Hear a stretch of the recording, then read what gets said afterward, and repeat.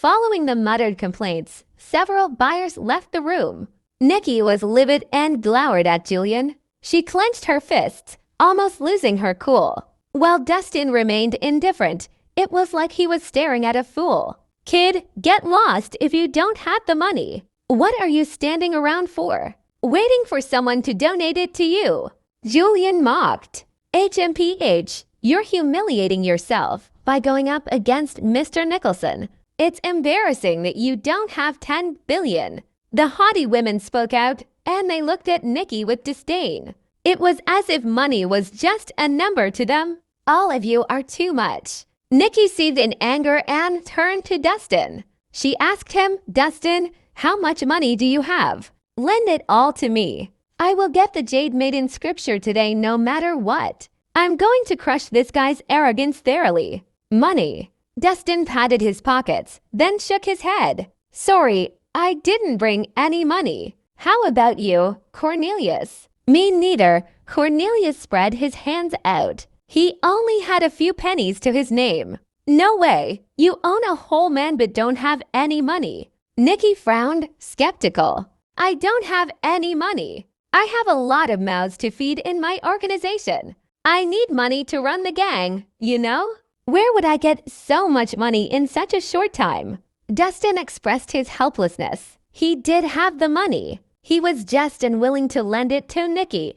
After all, why spend money if they could get the item for free? "Then what should we do now? Are we going to just hand over the Jade Maiden scripture?" Nikki was getting anxious. It was the Jade Maiden Sisterhood's precious treasure. It was also important for their guild's growth.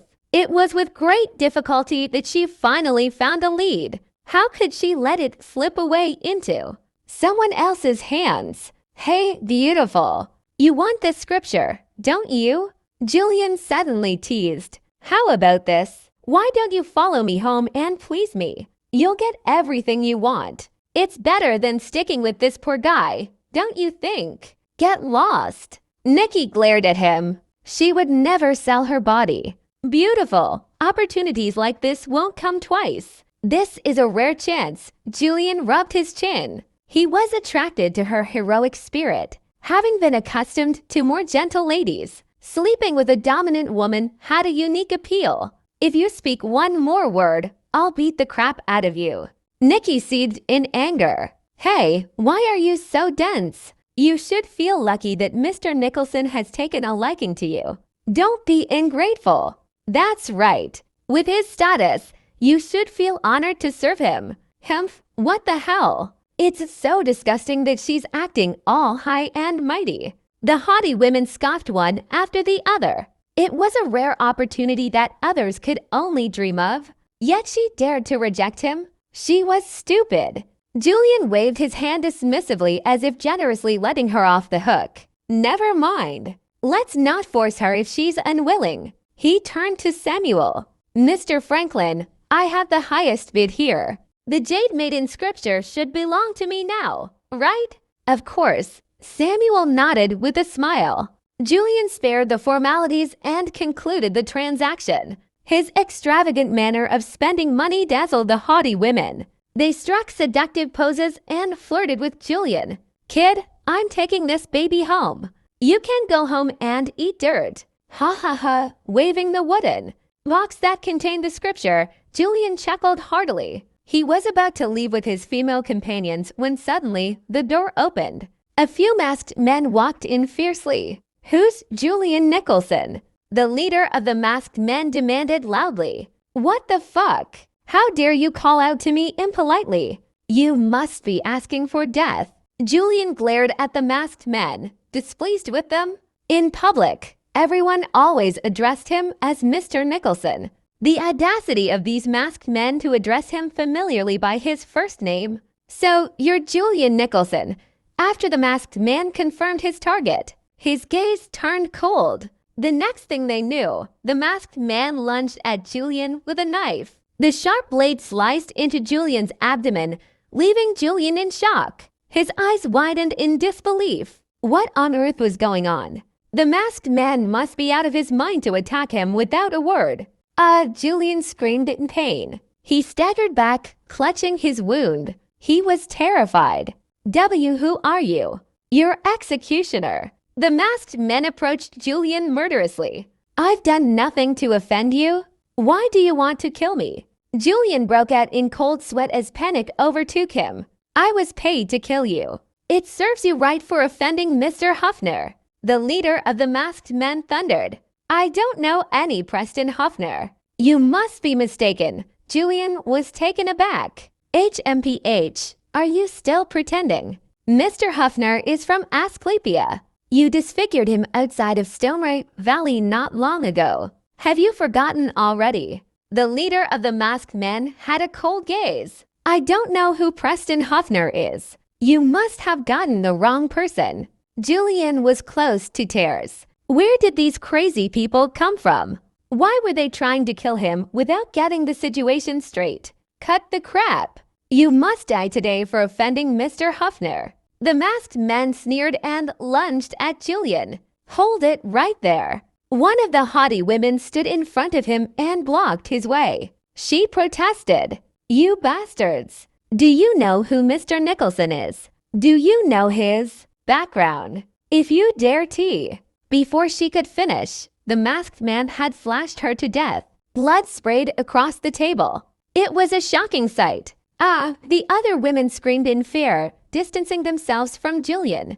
They were afraid of getting caught in the attack. Kill him. The masked men brandished their knives and started flashing at Julian. I don't know who Preston Huffner is. I didn't disfigure him.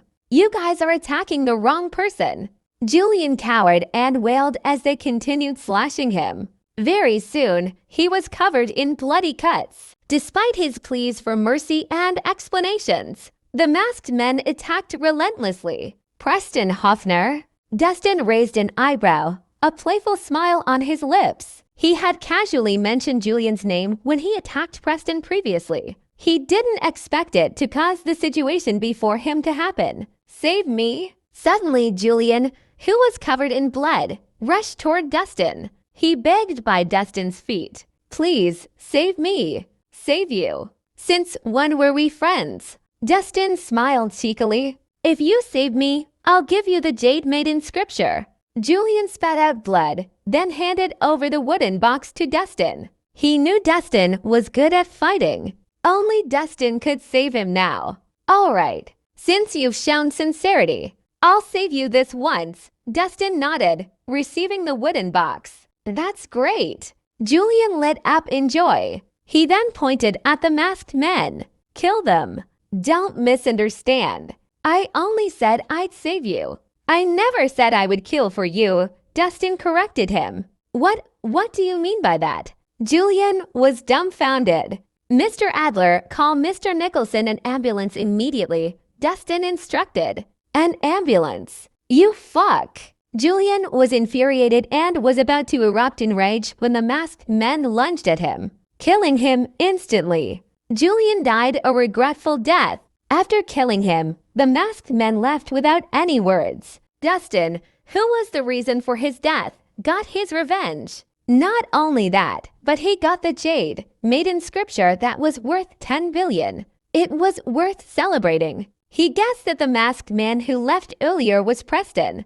Otherwise, he wouldn't have reacted like that when he saw Dustin. Congratulations to the three of you. Luck is on your side. Samuel clasped his hands, smiling as usual. Mr. Franklin, thanks to you. We got a great deal. Dustin returned the smile with a knowing look. Samuel had remained silent the entire time, evidently hoping Julian would meet his end so that he could reclaim the Jade Maiden scripture. It was a pity that it ended up in their hands instead. May I ask for your name? Samuel asked respectfully. Dustin Reese. Mr. Reese, you don't seem like an ordinary person given your manner of speech. I hope we can work together again in the future. Samuel extended an olive branch. Dustin raised an eyebrow. How do you intend us to work together, Mr. Franklin?